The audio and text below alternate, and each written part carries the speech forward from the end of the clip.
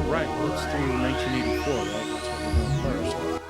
And I'd say my second favorite Van Halen album. This one just drops every year precipitously in appeal for me because it's the one Van Halen album that everybody seems to know. This is like Van Halen's Thriller or Van Halen's Rumors or Van Halen's I don't know, what's the most popular Beatles album? Yesterday or something. I don't know. Well, it technically would be Revolver because it's considered the best rock and roll album of all Still, time.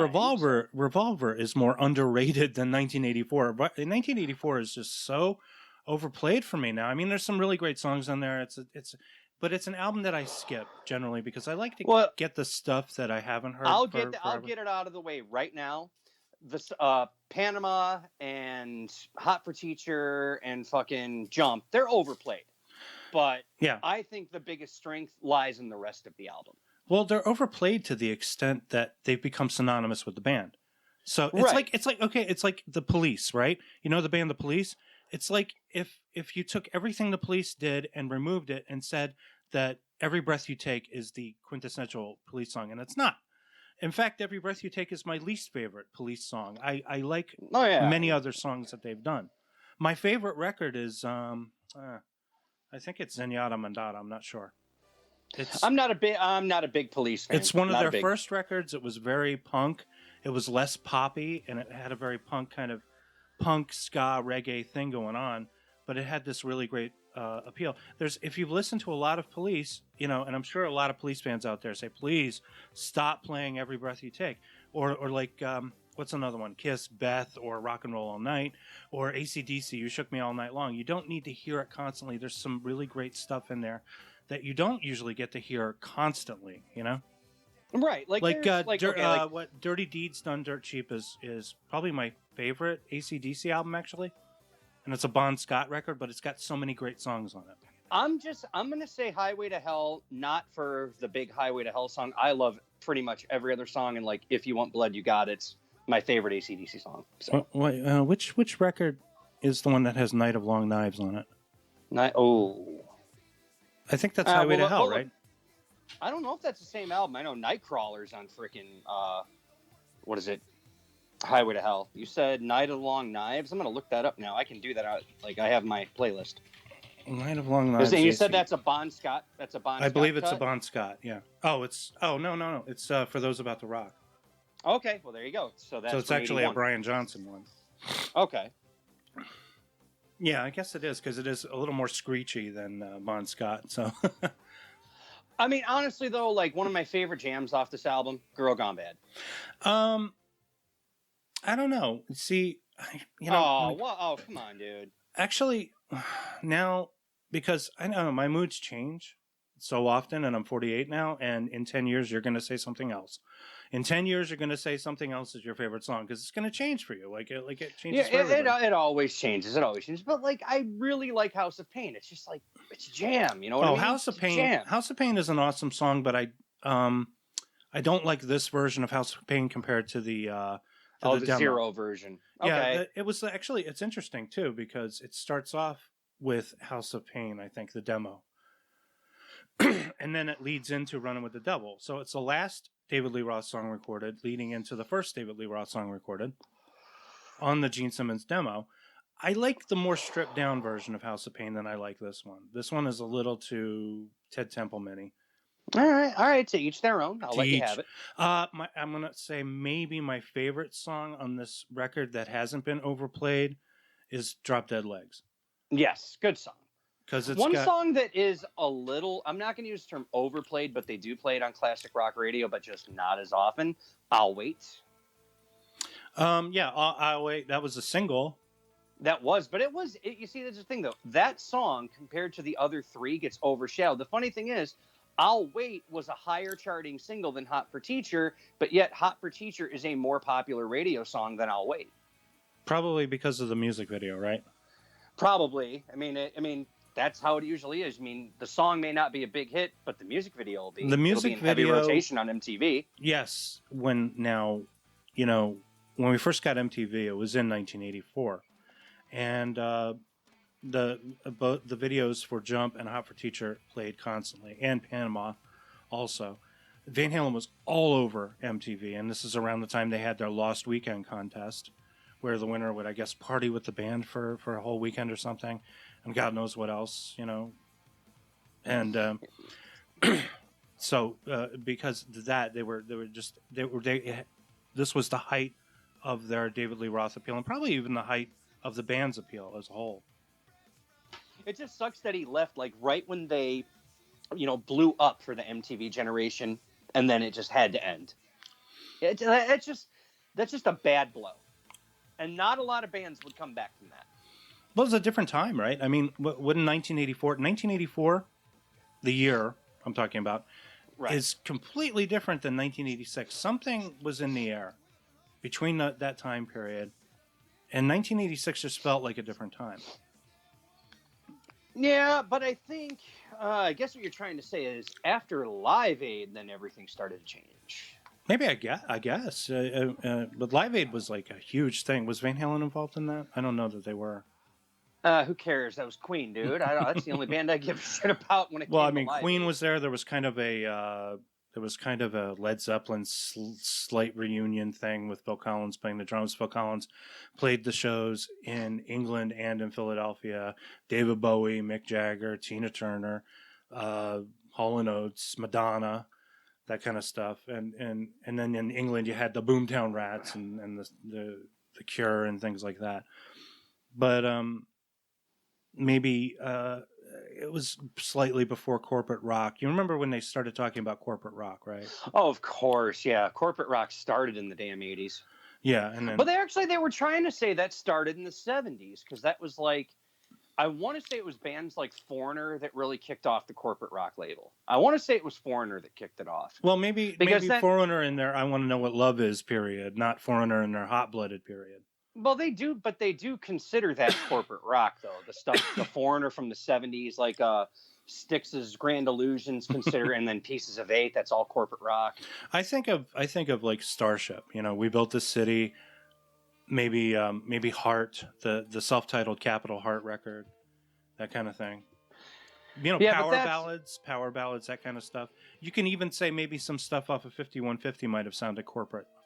Oh, dude, that was like the most corporate rock sounding album. Like what was that song? Yeah. Dreams. The Dreams sounds Dreams, like it sounds like something a yuppie would play while he's jogging and figuring out ways to make millions of dollars. But I don't look at it that way. I mean, I there's a lot I love about 5150, but we'll get to that when we get to that. But this is sort of like the end of the Innocence, right? I mean, this is you have problems inside the band. You have problems between David Lee Roth and Eddie Van Halen. You have Eddie basically creating 5150 as a way to get away from David Lee Roth and Ted Templeman, because he thought that Ted and Dave, and it was probably true because they wound up working together, were in cahoots. And I think it was Eddie wanted to branch out. He even said he wanted to do more with synthesizers and all this other stuff. He did, and then Dave didn't want to do it. Dave didn't want to do it for 2 years. He had been resisting the idea of using synthesizers, predominantly. Fair Warning has its synthesizers. The first time you hear them is on Sunday afternoon in the park, and One Foot Out the Door, and then you hear it again. When do you hear? Do you hear it on Diver Down? Where is it on Diver Down exactly?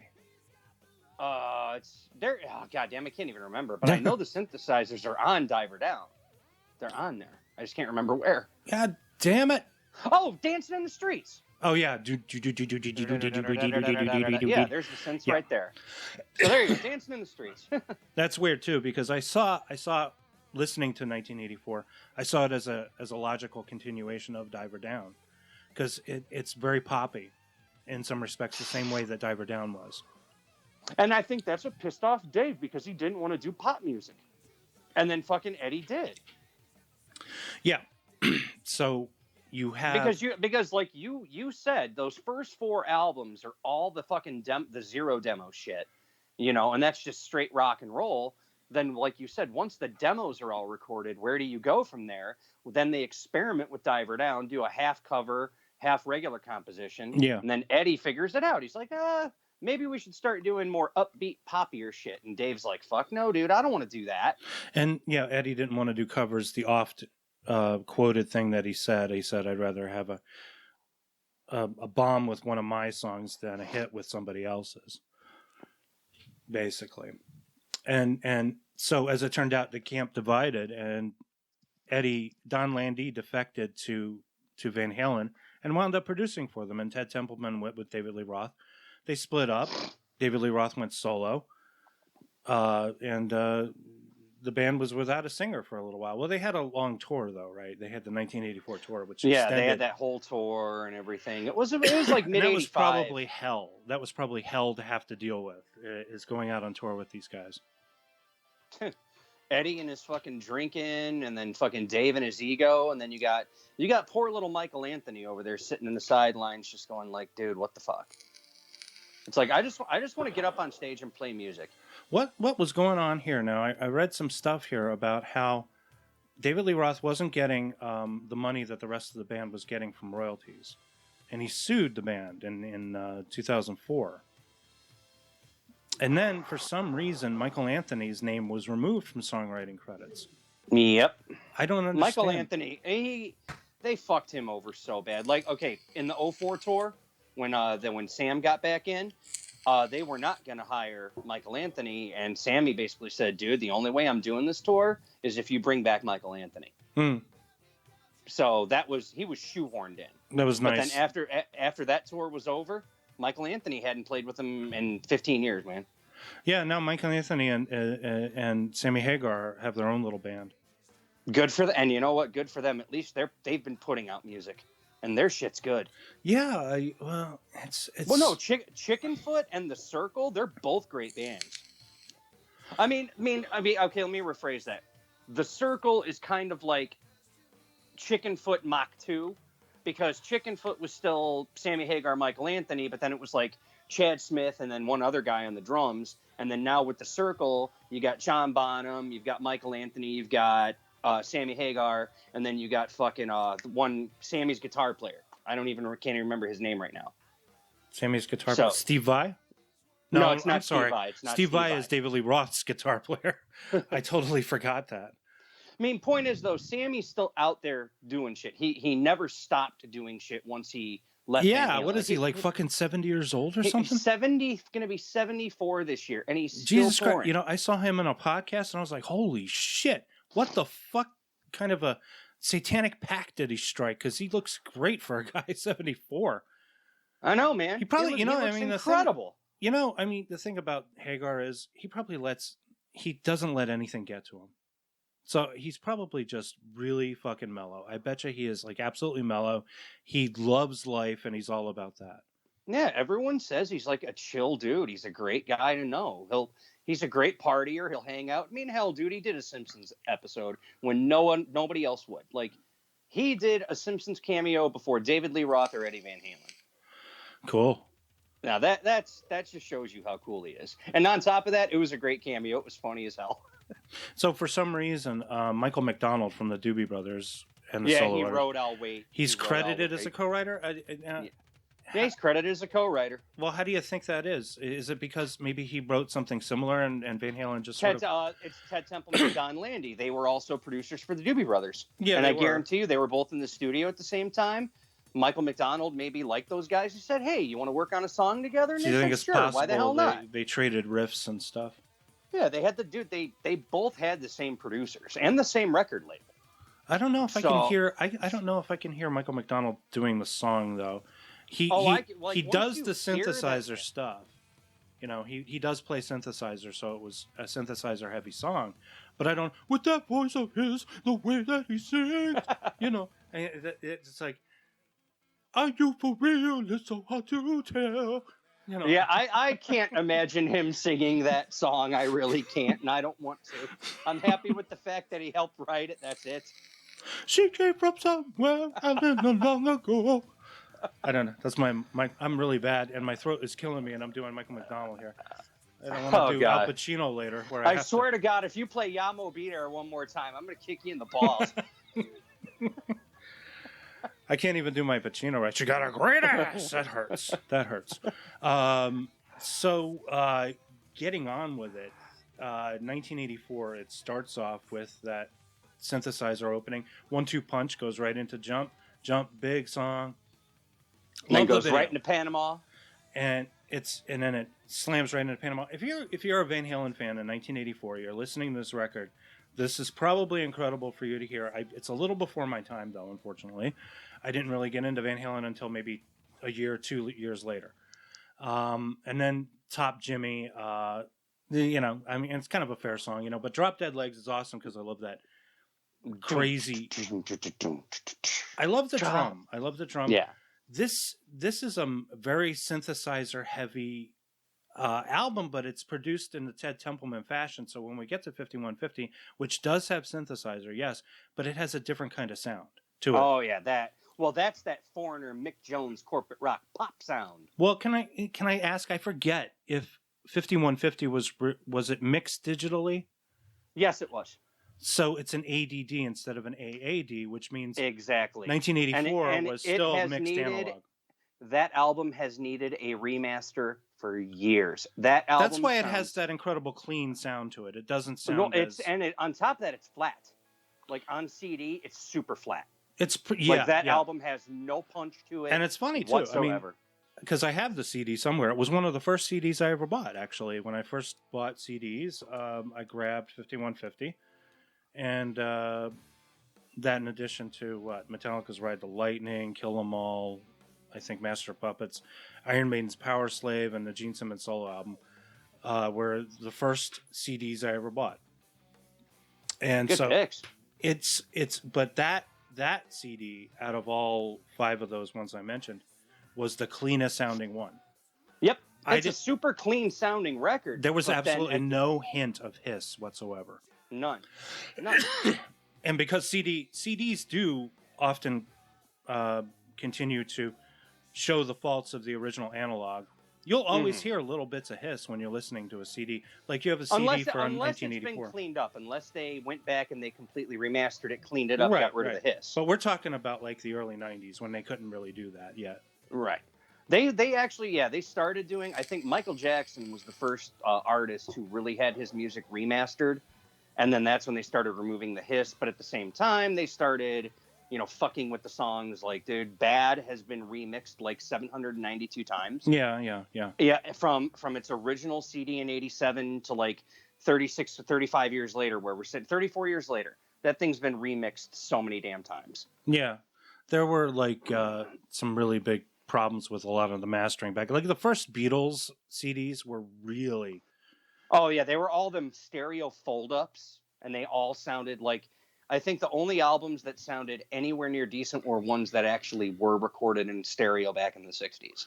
Yeah, and that would be like you'd have to go... I think Revolver. Rubber Soul was Rubber Soul. Oh, Rubber Soul, Rubber Soul. But Rubber Soul, because that had a mono and... Like, here's the thing. From what I understand, that album was recorded in mono, but it was the first one to have a stereo release. So it was a fold-up that was already done in 66. Right.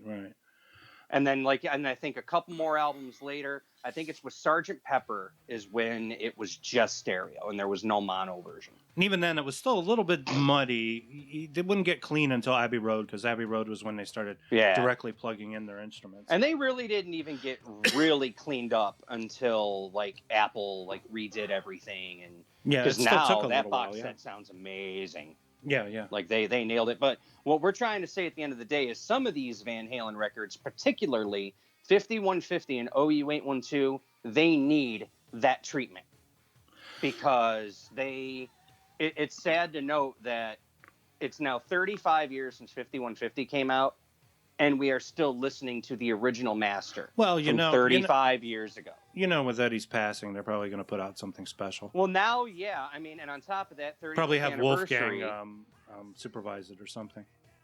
They need to do something with that and OU812, because it's just sad that there are still albums out there that exist even though they exist on a digital format, or they just sound terrible. So I put 1984 at number 6 on my list. It's just under 5150 and just over Women and Children First. So, but that mainly just comes from being overplayed, you know. Yeah, and I did say number 2 at the beginning. I messed up. I forgot. This is actually number 3 Number on my 3 list. below what? Fair Warning. Fair Warning and Van Halen number 1. I'm assuming 5150. Oh, 50. Okay. Yeah, right. You're the Hager lover. Yeah. You Hager lover.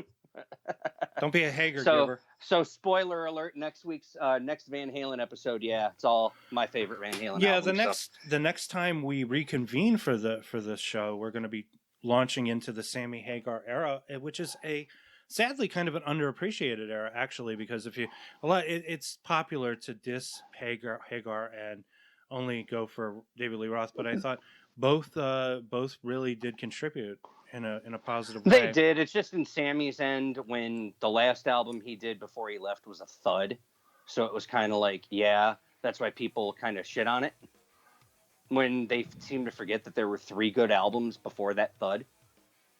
Well, let's see. Yeah, that's true. And so for me, 1984, not my favorite. It is eminently listenable, but it's been Overplayed. It's been played so much you have it memorized. You have it pretty much memorized. Mm-hmm. And to me, it's kind of like sonically, it's a continuation of Diver Down. And maybe it wasn't as much about getting rid of David Lee Roth as it was trying to do something different for Eddie. Eddie wanted to do something different, and he was doing a lot of experimenting around this time. He contributed. He did the music for the Wildlife movie, and he worked with Michael Jackson on Beat It. And he just really wanted to spread his wings. It sounded like he was getting really bored with the format. Yeah, he didn't want to be the guy in Van Halen anymore. He wanted to be Eddie Van Halen. I'm the guy who can do this, this, this, and this.